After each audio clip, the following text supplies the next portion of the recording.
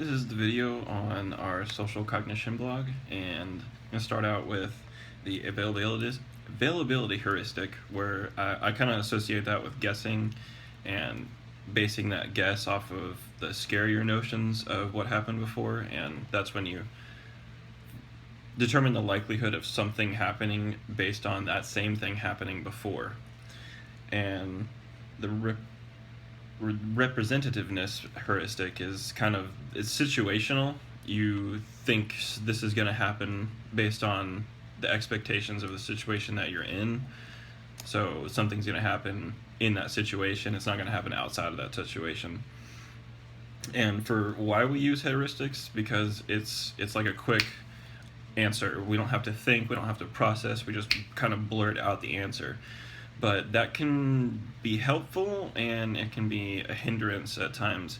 It's only really helpful if it's correct. That doesn't happen most of the time because a lot of people, if you think about it, are wrong on a lot of things. People can be very ignorant. So I picture them to be more of a hindrance than a help.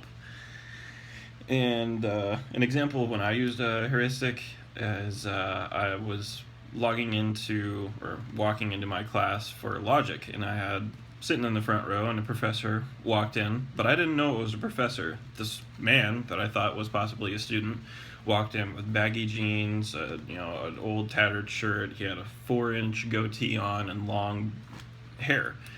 And I was like, well, what's this guy doing at the front of the class? That's not the professor. It was a professor, so that was interesting.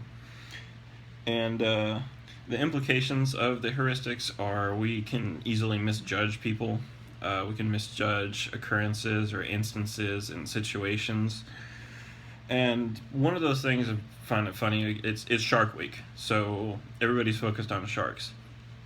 And a lot of people don't really realize that there aren't a whole lot of shark attacks every year, but one of my best friends is terrified of open water because he doesn't want to be attacked by a shark.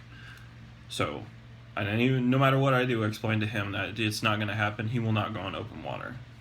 So, that kind of messes his beach days up.